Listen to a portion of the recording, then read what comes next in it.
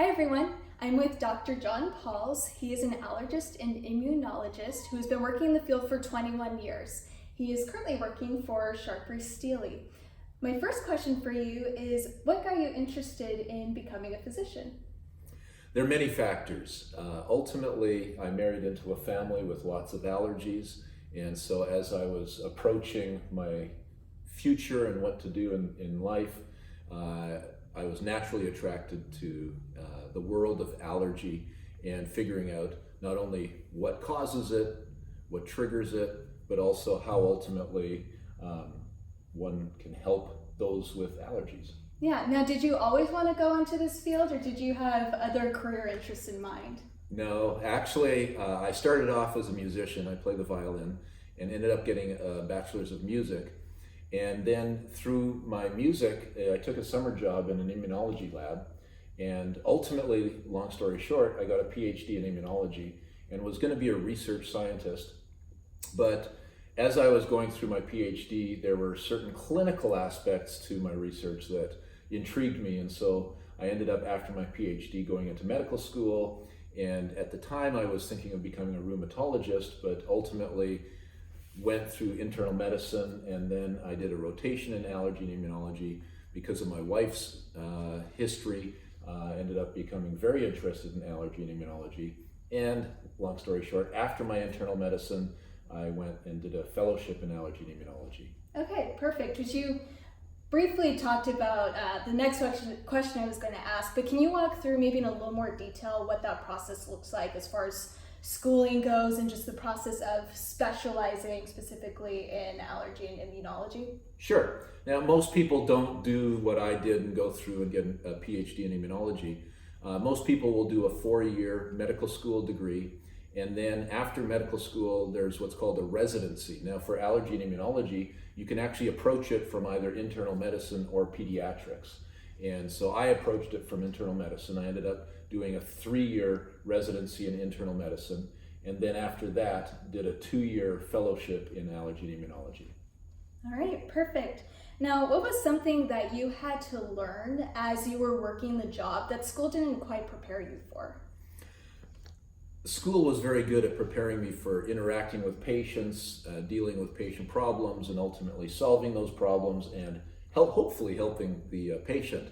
The one thing that it did not help was the whole business aspect of medicine, and not only the business, but also interacting with staff and organizing and that sort of a thing. So how did you go about learning? What was the experience that you had that showed you that business side? Sure. Yeah. So part of the process, right out of my fellowship, I actually got hired by a private practice allergist, and certainly he was very instrumental at showing me some of the aspects of the business. And then just as you go along, you find out more and more about what it means to run a business. And then ultimately from private practice, I went to a large multi-specialty medical group.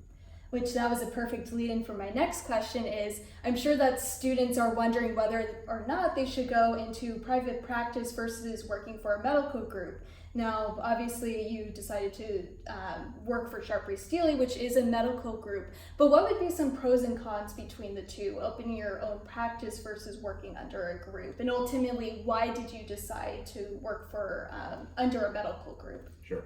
Private practice does allow more autonomy, so you have independence. You're able to do things that under a large multi-specialty medical group you may not necessarily be able to do. There's more flexibility with regard to business hours, time, that sort of thing. So if you have to take off a couple hours at the end of the day for seeing your son's baseball game, it does allow for some of that. But ultimately, flexibility, I think, would be the most important with private practice. Joining a large multi-specialty medical group is really a good thing in terms of you don't have to worry about the practice. You don't have to worry about the business side. You actually get to just see patients and interact with patients. There is some business to it, but it's much less. And so if you're more focused on patient care, large multi-specialty medical group, if you do sort of have that entrepreneurial aspect or bent, plus you want more autonomy than private practice. Okay. Now, my final question is there anything else that you would like to say to any of our students who are wanting to become physicians one day? Study hard, work hard, be focused. Also, outside of your studies, look at whether you can do some volunteer work in various aspects of healthcare, maybe get a part-time job in some aspect of healthcare, and then really follow your passion. But be prepared that as you go through medical school, your passions might change, and so the experiences that you have are quite invaluable. And the reality is you will find what you are called to do as you go through, but study hard. That's the most important, I think. All right, perfect. Well, thank you so much, Dr. Pauls, for sitting down with me, and I hope this was beneficial for all of you, especially if you are looking to become physicians one day. All right, until next time, thank you. Thank you.